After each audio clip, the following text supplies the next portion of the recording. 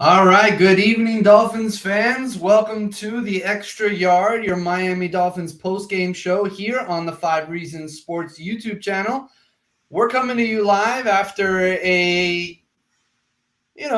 up and down preseason week 1 contest. The Miami Dolphins escaped with a 26-24 victory in Tampa Bay thanks to a late missed field goal by former University of Miami kicker Jorge Borregales.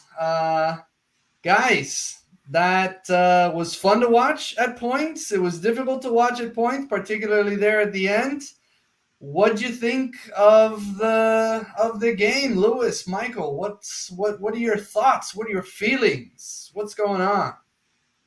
The offensive line, I know, of course, Armstead and Connor Williams weren't playing, but I had a bit of deja vu.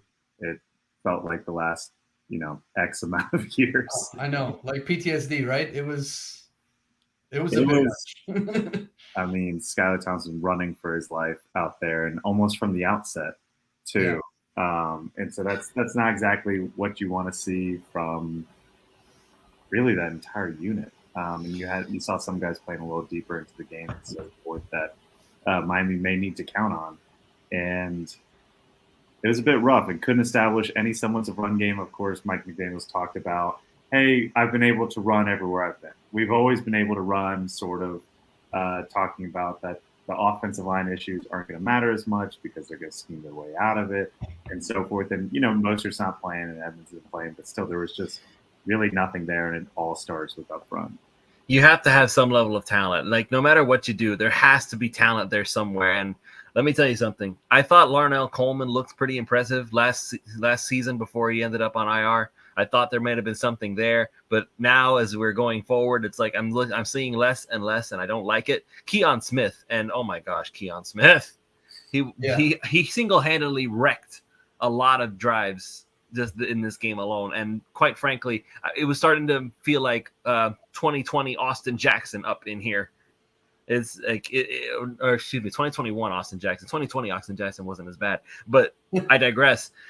Again, we're running into the same situation. There is no semblance of, like, it almost looks like they have no talent, and that's just not okay. So Matt Applebaum needs to, I guess we kind of convinced ourselves that he was going to be able to perform miracles. Yeah. And we have to remember that a lot of these players are the same players that looked terrible, and granted under bad coaching, but it's still the same players. So at some point you have to wonder, okay, so is this just a result of bad talent, or is this really bad coaching? Now, the difference obviously is, again, no Teron Armstead. There was no Connor Williams. And supposedly Austin Jackson is going to get a lot of help from Robert Hunt on the right guard. So things are going to look a lot better. And that whoever ends up being left guard, whether it's Liam Eichenberg or Solomon Kindley or somebody, whoever it is going to get a lot of help from having Williams and Armstead right there. So that's going to help a lot. Mm-hmm. But just on its face, this Miami Dolphins offensive line is still a mess. And the pocket, the ball is knocked away. I hear things in the background. What's like? It's like we need a recap of what's going on, I guess. So I digress. So I will say this though, but besides the offensive line and the running backs, which again I get it, that's the McDaniel way of life. But I'll give Skylar Thompson this. Aside from a few, I'll say key mistakes, he looks pretty solid. Has a pretty darn good passer rating. I don't have the numbers in front of me. Somebody else will have to pull them up. We can, Jacob. You're the last one here, so you're gonna have to look them up. Okay, that's how it's gonna work. Whoever shows up last has to be the stat guy. I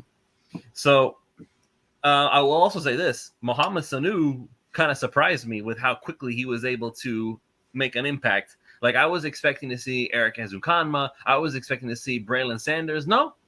Skylar Thompson kind of lasered in on Mohamed Sanu, and he managed to make a pretty good thing. Thank you, Jacob. He went so Skylar Thompson, 20 for 28, 218 yards, and a touchdown. And all in all, I would have to say that the offense, when they're throwing the ball, looks pretty decent. But again, that offensive line is going to make it or break it. And we saw that on full display tonight, because when Skylar Thompson had time to throw, he found a guy open. When he was getting chased around right after the snap, once again, it all falls apart. Yeah, so I mean, we've been talking here about our sort of quick impressions of the Dolphins' first preseason game. My name is David Fernandez. I'm here with you with Michael Quirk, Louis Sung, and Jacob, who you can find at @Fins_Dynasty on Twitter, has joined us. Jacob, what'd you think of this first ball game, man? I thought it turned out pretty good. You saw a Trill Williams get carted off there at the end. I really want to bring that up because he was an important piece on this defense, even if he was a backup fighting for a position here. But I mean, he got injured quite a bit during this game, and to see him like carted off like that, to see tears in his eye was something you didn't want to see. And now I'm not predicting anything, but his season could be over, and now you got other corners like Noah, like Campbell. They're fighting for that position now, and they look awful again. It's not looking good for that position. But yeah, Skylar I thought looked great. Definitely one of the best performances from a backup quarterback in the preseason for sure for this Miami Dolphins team. But yeah, that Bowden pass that he did, when Bowden did that double move, I think that was the most impressive throw of the night. He was on the same page as Bowden there. Yeah. So yeah, that's what I would say. Yeah, so I mean, let's kind of touch on that last play, the last big play, I guess, for the Dolphins when Trill Williams got hurt. Because up until that point, been an up and down night for the Fins. Some good things offensively, some not so good things. Obviously, the defense was kind of up and down as well. And coming into the ball game during our pregame show and the Yard Prep show, we were talking about how there's a real competition for this fourth cornerback spot with Trill Williams and Noah Igbenogany, because these are two guys that are vying for this position, that are going to be vying for playing time behind Nick Needham, behind Xavier Howard, behind Byron Jones when he's cleared off the PUP. And when you look at Trill Williams, he seemed to have a leg up in that competition through training camp, some impressive showings for him and practices.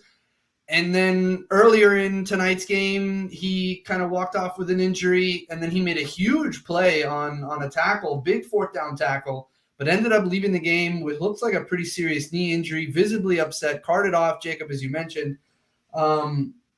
Guys, let's talk a little bit about Trill Williams here. I mean, Jacob, you touched on him. Michael, what do you think the Dolphins can do at this point with that cornerback spot? Do you see it kind of by default going to Noah Igbenogany? Do you think maybe Elijah Campbell, who had that really impressive interception, can he maybe make it interesting? What do you make of the defensive backs right now?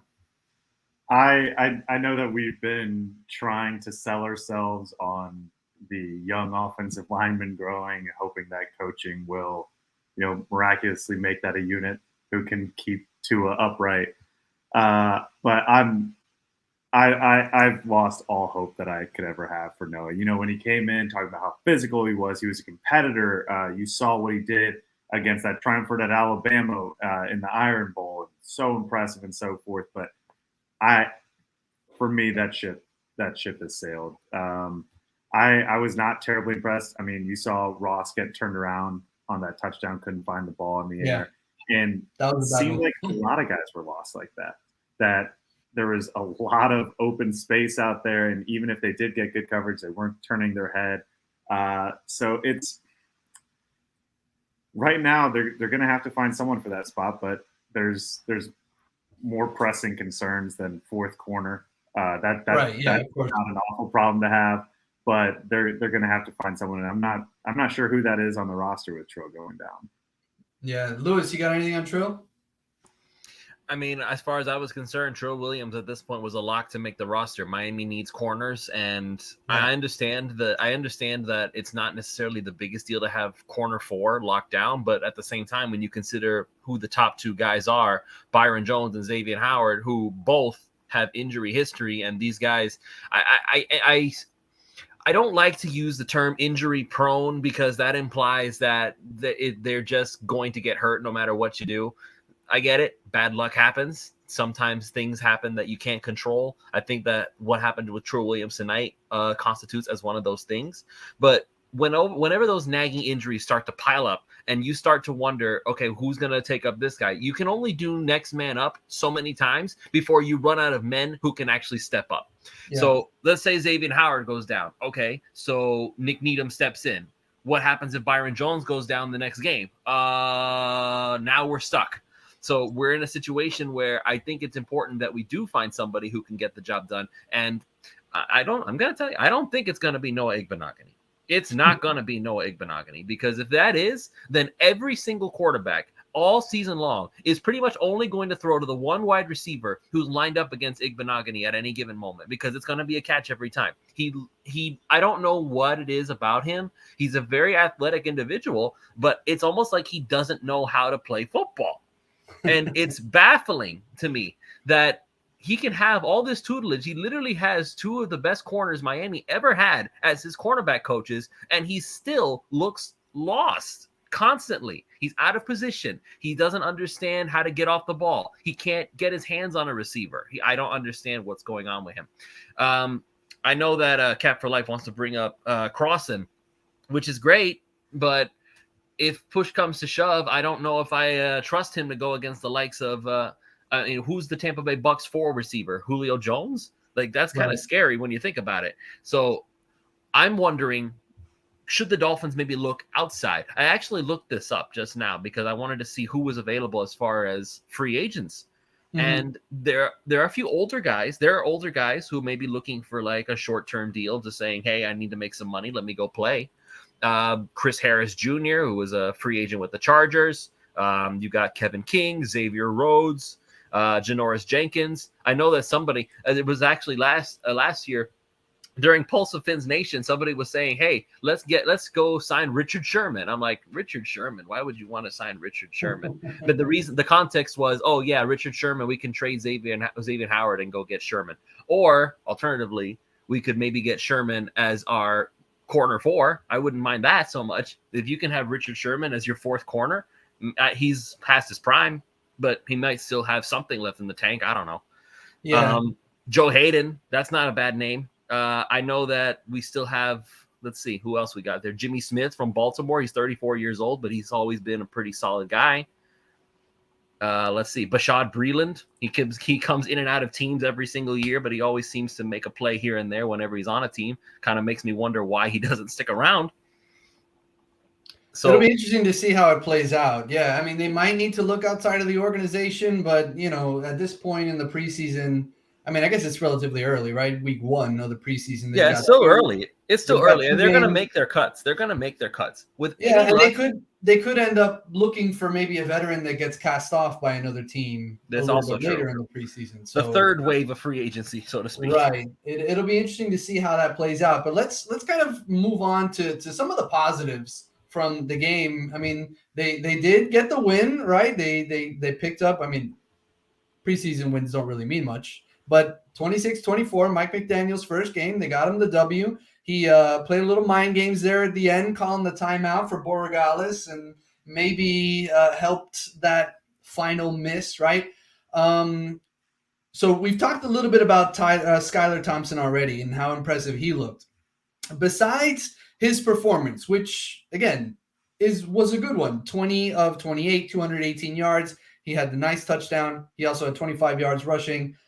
Who else kind of stood out to you on maybe the offensive end? Michael, I'll go to you first. Who kind of popped for you watching this first preseason game offensively besides Skylar? Well, for me, I mean, it was already said, Mohamed Sanu. He looked very fluid. He looked like he had been with the team a lot longer than he actually has. With all the attention that guys like Jalen Waddle and Tyreek Hill will have, having, and we've been looking at Cedric Wilson to be the 3. And Cedric Wilson has had some great moments in camp, of course. But, and he played well in this game too. Let's not forget that. So it's not like Cedric Wilson was invisible. He was the go-to guy until he goes out of the game. Right. Of course. But I love how Sanu looked. And really reminded me that he used to be a dude when he was in San Francisco and, of course, in Atlanta and so forth. And on the defensive side is where a couple guys really stood out for me. We were looking for a rookie linebacker, Channing Tindall, is who we thought we were going to see, and he showed some flashes late. But Cameron Good had some moments. Yeah. And even DeAndre Johnson out of Miami looked fantastic at times, was very physical. Benito Jones, of course, he's been on the roster, been up and down on active and practice squad. He looked really disruptive. There was a couple guys that stood out that were really encouraging. Yeah, we'll save the defensive talk here for a second, and then we'll really touch on some of those guys, because it's like you said, some of those guys popped watching that, and we want to sort of unpack that. Jacob, was there anybody else offensively that caught your eye besides quarterback Skylar Thompson and maybe Mohamed Sanu?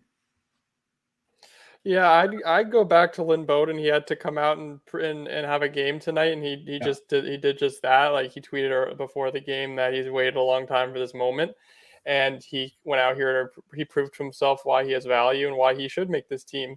He was been pretty absent all camp long, but some players just perform better in the game than in camp, and vice versa. I'm not sure. Did I see like any the other receiver, Preston Williams? Did I see anything from him? There was today? no Preston Williams sighting. He did a couple punt returns, and that's all I remember. Okay, so I mean, I don't think he was in the inactive list.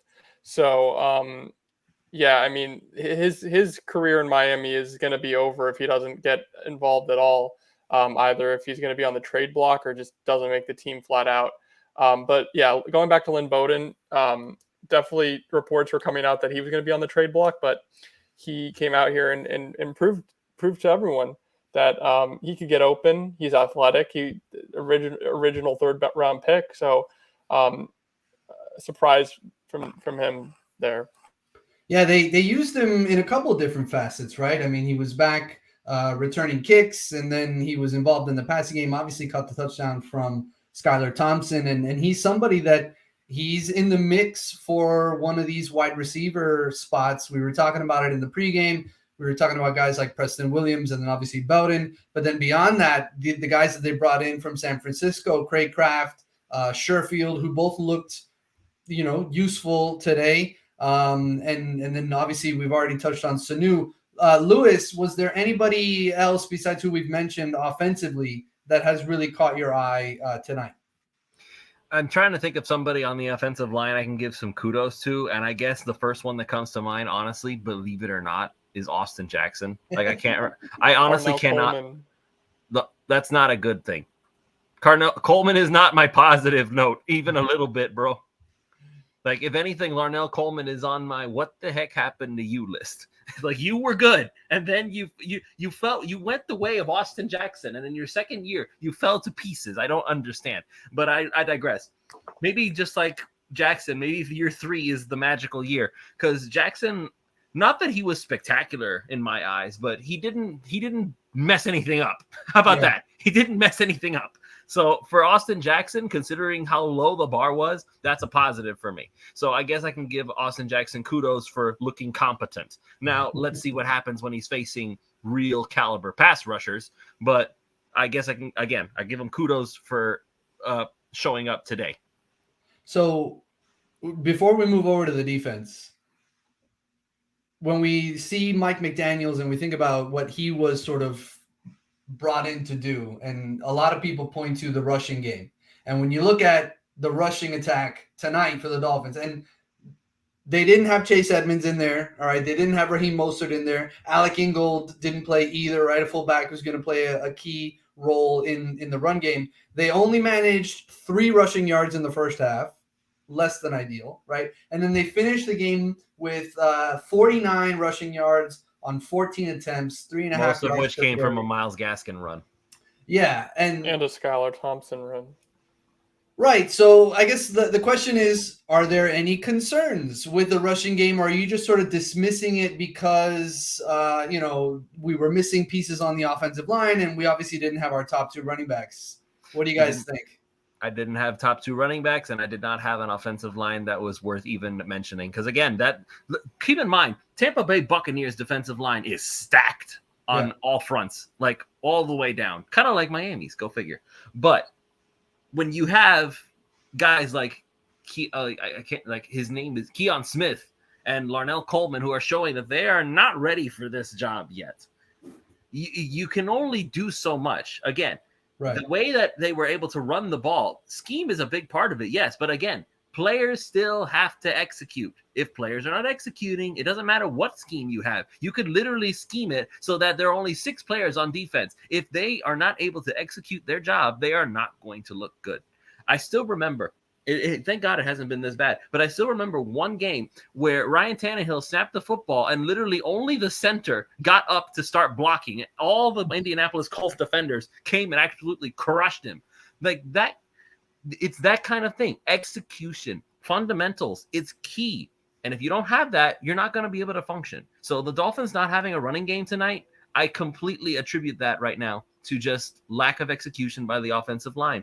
I don't even think the running back had that as much to do with it, because it's not like Sony Michel is garbage. He used to be pretty good. Maybe he's kind of lost a step over the years, but it's not like he's an ancient guy like Adrian Peterson, who's still out there running around. But I just feel like what we're missing here is just, again, blocking. You need a hole to run through. And if you don't have it, you're not going to get very far.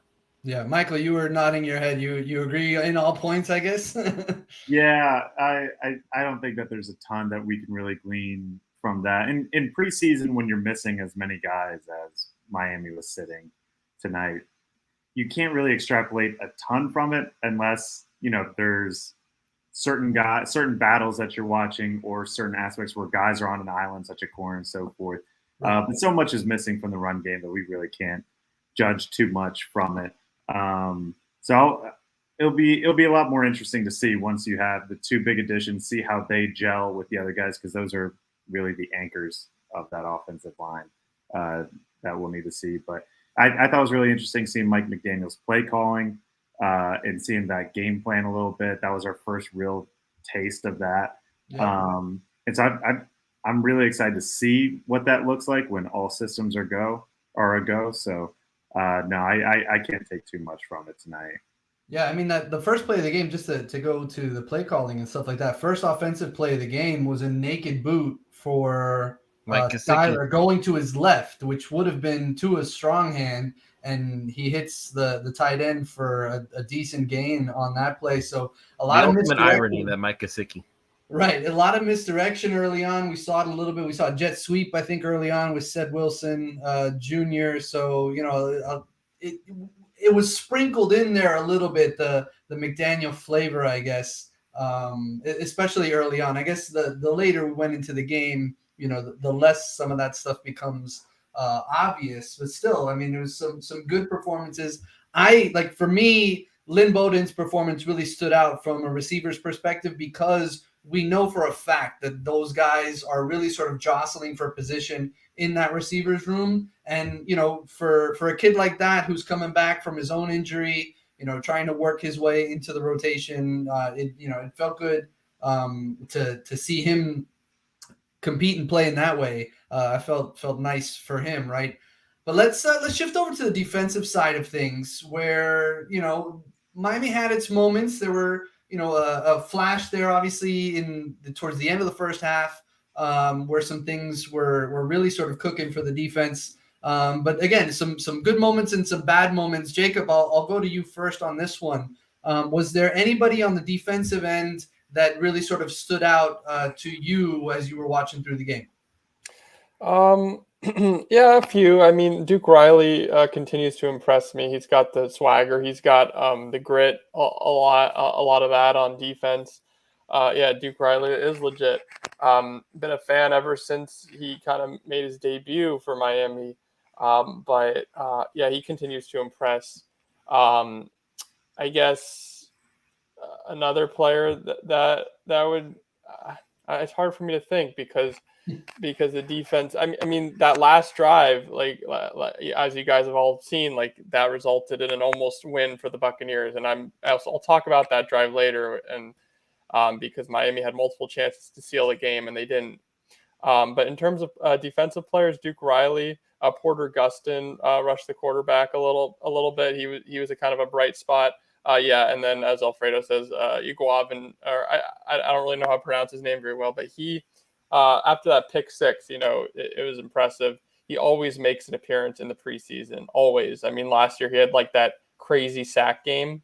Yeah. So yeah, I'm curious to see what other guys you guys have to say, but definitely Iguavan, Duke Riley. Yeah, I mean, for me, Iguavan, Riley really stood out for me. Iguavan, I was kind of disappointed with him at first, and then obviously the fumble return, that was a big spot, and Iguavan to me had a couple mistakes early. Took a bad angle on a tackle. It was like a screen or a swing pass. He had a missed tackle early on as well. So but he kind of salvaged his performance as the night went on. Lewis, who from the defensive side of the ball really sort of stood out for you?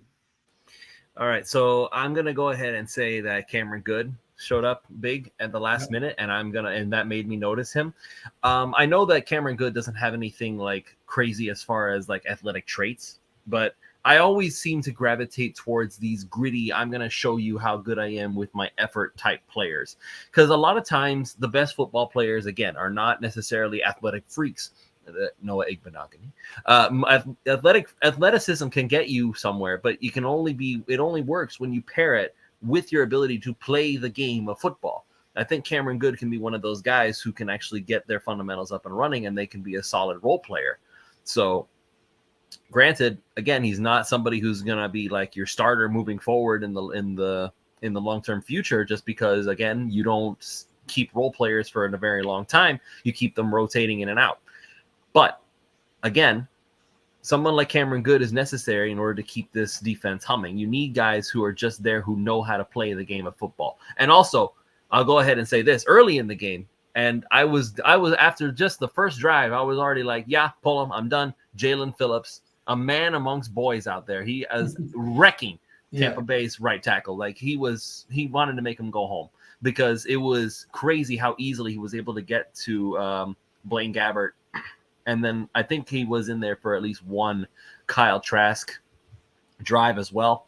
But no matter what, Phillips was always in the backfield. He was always around the ball. And I think that the sky is the limit for this kid. He could be the next Jason Taylor, which, by the way, I don't know if anybody caught that burn that Jason Taylor served up Deion Jordan, but that was hysterical for me. The Deion Jordan one? I remember, it's still funny to me. It's like anybody who rewatches this game will be able to hear it unless they edit it out. But basically, Jason said it's like, Nat Moore was saying that when Jason went into the booth, everybody forgot about Nat. And Jason replied that, me making everybody forget about you is like Deion Jordan making everybody forget about Jason when he showed up in Miami, which that was a highlight for me. Yeah, I laughed out loud when that happened. Michael, I know that you mentioned some of the names, some of the defensive guys that stood out to you a little earlier. Can you touch on that again? Yeah, DeAndre Johnson looked really good to me. Cameron Good stood out. He seemed to be not only making effort plays, but he was sideline to sideline, seemingly in the right place a lot. I think he's going to be a really good special teamer for us moving forward. And Benito Jones really makes me even more bullish on the depth of the defensive line. Of course, you have guys like Davis and Sealer and Wilkins who can play inside, outside, so forth. But having a guy like Benito Jones who can just absolutely disrupt the interior of the line and so forth. Again, Michael, nothing special about this guy. He's just a football player. He's a football player. He's a jag through and through. But sometimes you need a few of those guys. Yeah, exactly. And so that was really encouraging for me. And again, we're missing a lot on that end. No Roberts, no Baker, of course. Basically, no one on the back end was playing. Didn't play, I don't think. Yeah. So, I mean, you mentioned DeAndre Johnson, too. He had 2 tackles, 1 solo tackle. He had half a sack, credited with half a sack. And he also had a tackle for loss and another QB hit. So he was really, really active, too. And Jones, the Benito Jones point, too, he kind of stood out for me as well. And he makes you sort of understand why the Dolphins could move off of a guy like Butler, who they cut earlier in the week following his failed physical. So maybe Jones gets a little bit more run this year than we've seen in years past. I mean, he's been around for a little while, so it'll be fun to see how he sort of integrates into a unit that has some nice depth to it along the defensive line. And obviously that's something that we're going to keep an eye on. Any other standout guys for you? How'd you guys feel about Jason Sanders? I mean, he had some good kicks after kind of an uneven season. Credit Thomas Morstead. Yeah, right. I was thinking the same thing. I mean, I know was he holding tonight? Was Morstead holding for him? He was indeed holding, I believe. Yes, Yeah. and that made all the difference in the world. I think it does make the difference. Absolutely. Any Michael or Jacob? Any other standouts for you tonight? I was just disappointed that there were no gadget plays for Jason Sanders. I mean, what are we doing? Let's get really into regular season form. I mean, yeah, I think McDaniel wasn't obviously pulling out the entire playbook tonight, and it kind of showed in that red zone offense where nothing was really converted. It looked like past Dolphins red zone offenses. But I hope during the regular season, and I think during the regular season, that there will be more of a scheme, more of a creative offense, and more specifically red zone offense. So Miami could finally punch it in the end zone almost every time they drive down the field instead of kicking 20, 30-yard field goals. But yes, Jason Sanders connected a couple from deep. He was literally automatic, and if he could come back from that mediocre season from last year and start knocking these down consistently like he's done in the past, then Miami the special teams will be a big part of this team. And I think that's what will get them a little more success as well. Absolutely. I'm not worried about Jason Sanders even a little bit. Michael Pilardi wrecked his year. Seriously. Yeah, I mean, wrecked him. It's funny, like you don't think about that stuff, but it seems to have been the case. And to have a veteran like Morstead down there, as a holder, I think it should make the difference. And Sanders could very well be the difference between, playoff success and playoff failure for this team sort of moving forward. As you can see, I've got the score up there for Dolphins finish with the win 26-24. If we were betting this game in Vegas, the over-under for the point total was 32.5. And we mentioned in the pregame show that all of the NFL preseason games each one of them had hit the over going into today. And this one also hit that over. We're here. Some viewers might be outside of the state of Florida, but for those Dolphins fans in the state of Florida, we don't have access to some of the sort of traditional gambling that other states have at their fingertips. However, we do have PrizePicks, and PrizePicks is our sponsor. We talked a little bit about PrizePicks going into tonight's game, and these were the Dolphins props, and we'll talk about this here a little bit more in a second. But the show is brought to you by PrizePicks.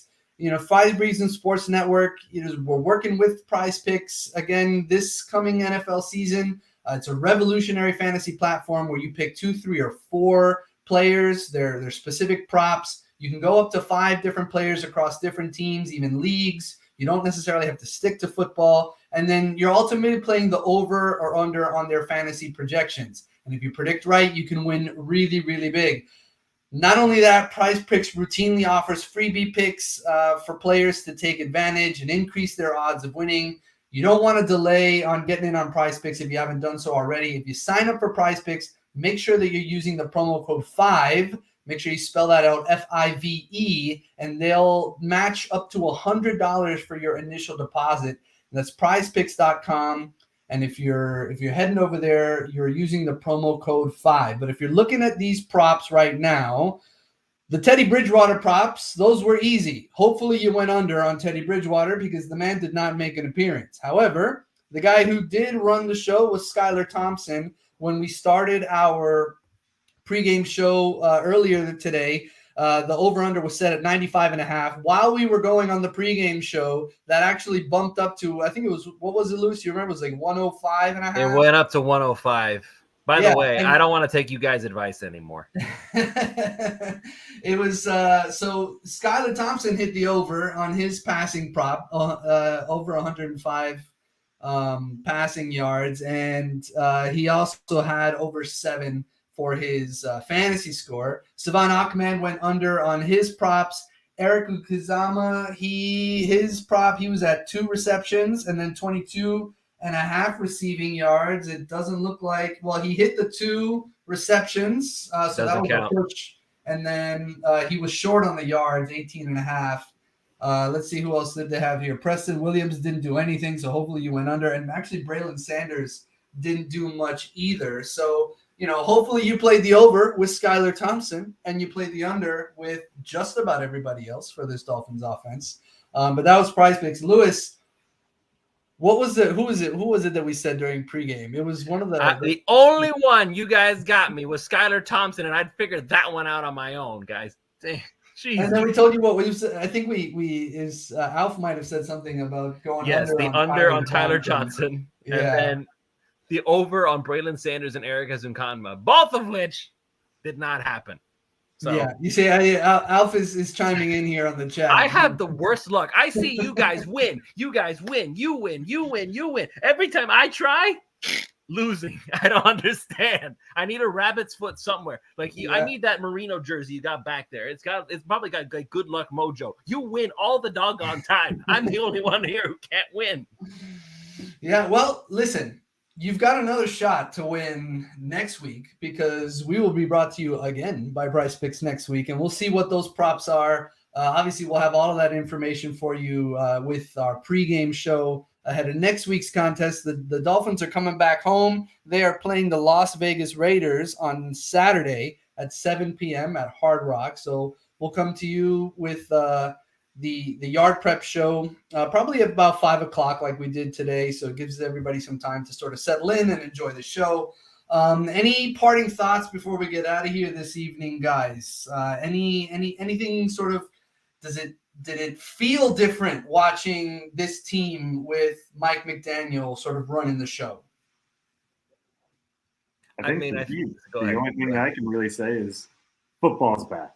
Regardless of this, that, or the other, it's just beautiful to finally have football back. We made it the 6 months, or Dolphins 7-8 months of just nightmare of being away from football. So that's just beautiful for me.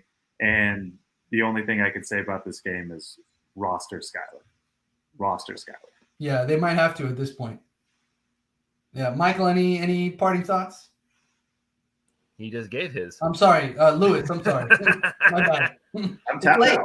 Do we have like the same, like, I don't know, maybe the same fate? No, I think I look more like you, David. Like, I think I have the facial features a little bit more. I need to get this all the way down here so that way I have it more like you. But anyway, final parting thoughts. Offensive line needs to start to gel. It really, really does. I really want to see more of.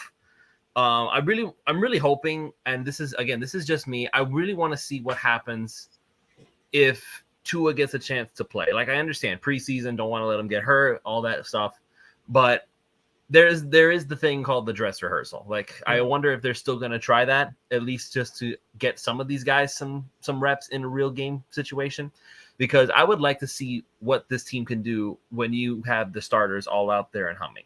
Because I feel like that is going to make things look night and day, particularly on defense. Because as much as I love what the Dolphins defense can do when the starters are up there, it's pretty obvious the depth still needs a lot of work, a lot of development time.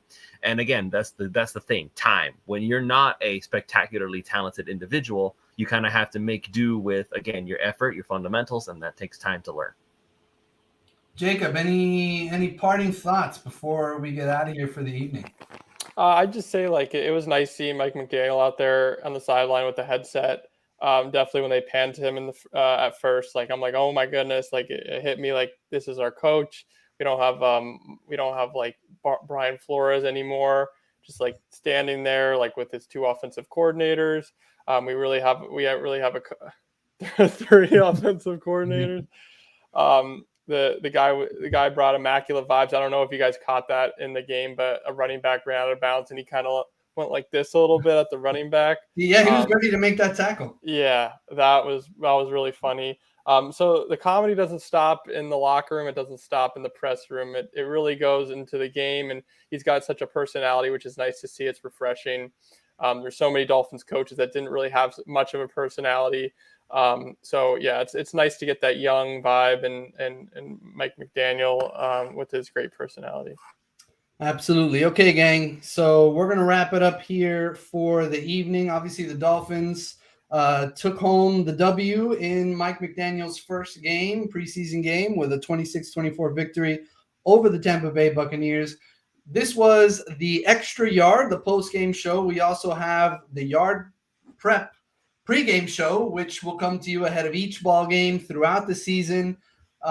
Lewis, you are the host for the Pulse of Fins Nation. When is your next episode of that wonderful show? So we're going to be having it done on a weekly basis. So every Tuesday at 7 p.m., Ron and I are going to get on there, and we're going to start chit-chatting about what the rest of the world is talking about. So anybody who wants to put in their comments, make sure you tag me, and if you want, you can even hashtag Pulse of Fins Nation. So that way I know that's what the comment is for, and I can save it for next time. But also, I would really appreciate if you could get onto YouTube and leave a comment in the comment section below. And also, while you're at it, leave a like and subscribe to 5 Reasons Sports Network and ring that notification bell so you know every single time that my show and everybody else's shows are on. And I am also planning on setting up something special, so keep an eye out for that. So go ahead and get on to 5 Reasons Sports now while you have the chance. Yeah, I mean, we can't say it any better than that. Lewis mentioned like, subscribe, comments. I mean, all the YouTube things, because the YouTube algorithm is hard to figure out. Yeah, and listen, 5 Reasons Sports, it's more than just Dolphins stuff. Obviously, it's a major Heat channel. There's Marlins talk. There's hockey talk. There's Canes talk. Canes are wrapping up here soon. Even F1. There's a ton of great content on the 5 Reasons Sports YouTube channel. So make sure that you're subscribed and you've thrown on those notifications.